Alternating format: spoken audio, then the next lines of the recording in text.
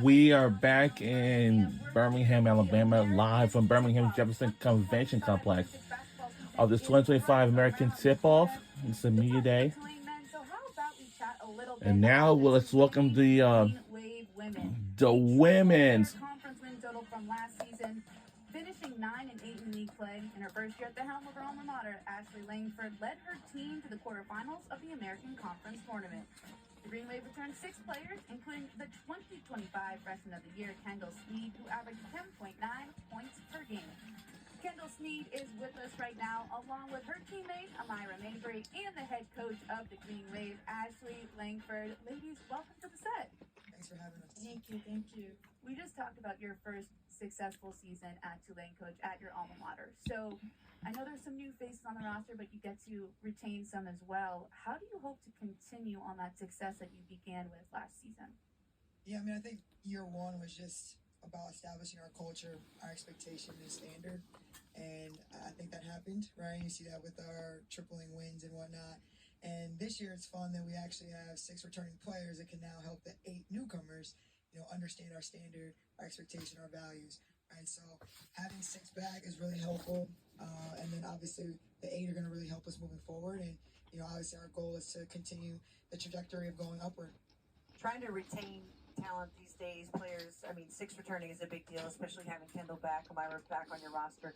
What is that culture that you're trying to build, that it's a place players not only want to come, but they want to stay? Yeah, I want everyone to enjoy their experience, number one. All right, and we talk a lot about connection and having joy.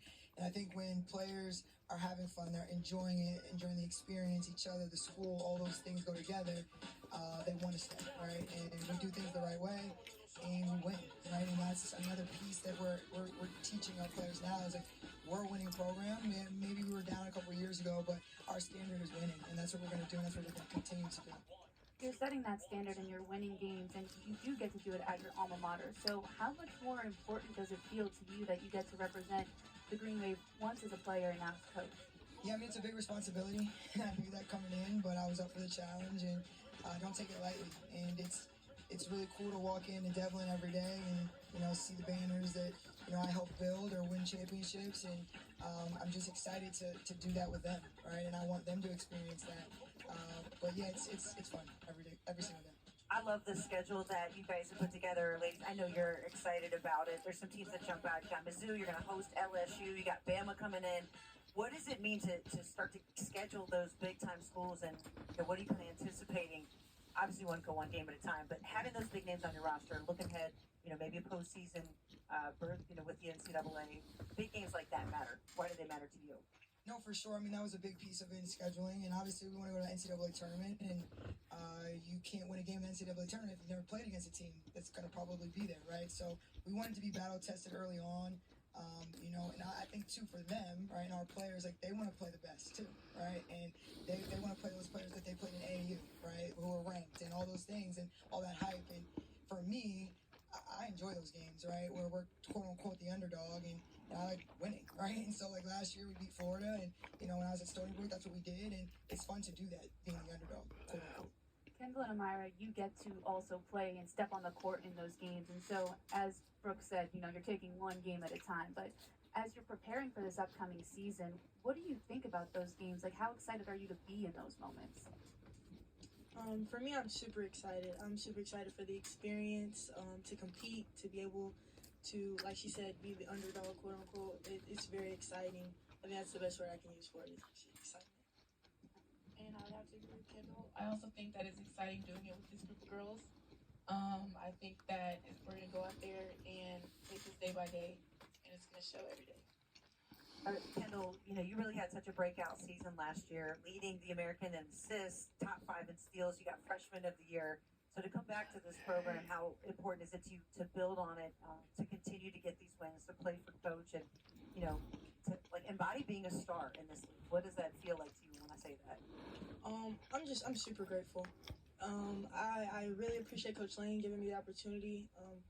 As a lot of people may know, I didn't begin signing with Coach Lane. I signed to Coach Stockton at first, so we built a lot of trust and, just began trusting each other throughout the course of the season so I could have that season.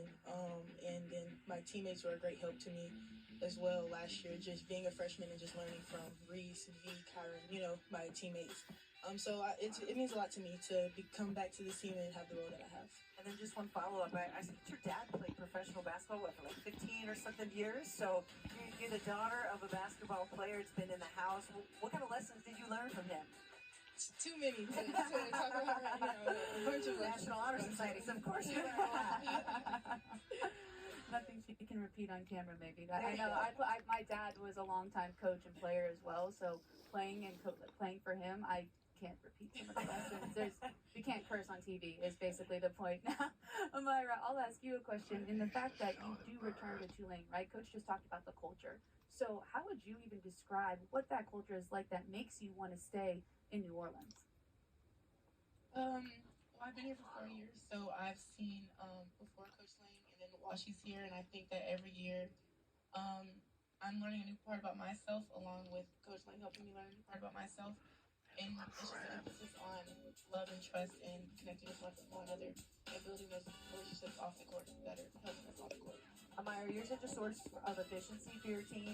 Shoot 50%. Like, you get on some heaters now, okay? So 6 games with 20 points. When you're starting to cook, when you guys are really working together, tell us a little bit about what that's going to look like in this year's version of the team. You guys run it more, you score more. What is your role specifically? I would say you'd expect us to play really fast. I think that my role is whatever my team needs me to do. I can't be me without my teammates, and a lot of my success is from them. And then, Coach, we talked about the returning players, and you do add those 8 newcomers. What are you hoping that they can bring to your program? I mean, we lost a lot, right? With Sharice Pittman, first team all conference, Kyron Whittington, B. Keenan, a sniper. So we had to replace, right? And so we had to get some shooters, and I think, our guard play is going to be elevated this year. We have a little bit more depth, I would say, in the guard positions, which is exciting. And, I love forwards, but, guards get us going. That's what it is, right? But it's nice to have Mara back, still pounding the ball inside. Dylan Hannah, we're still going to be able to get the ball inside to her, too, and playing inside and out. But I think our transfers bring experience, right? And to me, that's how you win games is the more experienced team typically wins, right? So CeCe Mays was a major impact at Marshall. Jordan Weaver at Queens. I mean, we got the JUCO National Player of the Year in Fat Daniels. So we've got a lot of players that are coming in with experience, and I think that will help us. Then we got some talented freshmen that I'm looking forward to as well. So it'll all come together, and like Myra said, we're talking about connectivity, and to me, they've really bought into that, and they've committed to that. And when you're connected, I mean, anything can happen. So I'm really proud of them for doing that. Coach, your thoughts on the new format of the tournament? Top 10 teams go, you get a double bye. What's your thoughts on that? I like it because for a long time I've won regular season championships and had to, go all the way to the top, right? So I'm excited about that. I think it gives them, too, a little bit more emphasis on every single game matters. And we talk a lot about that, right? But it means even more now being able to get the number 1 or number 2 seed to really set you up to go to that, to the championship game and ultimately the NCAA tournament. So a little bit more, fuel, ammunition, but we want to win every one. So I love that. It puts just a little bit more emphasis on every single game. So you're already locked in. Now you're locked in even more. The Tulane Green Wave women, ladies, thank you so much for joining the set. Awesome. Thank you. Keep it right here. We have more basketball coming up for you in just a moment. It's the Wichita State men's program. They will join us on the American Tip-Off. Our nation is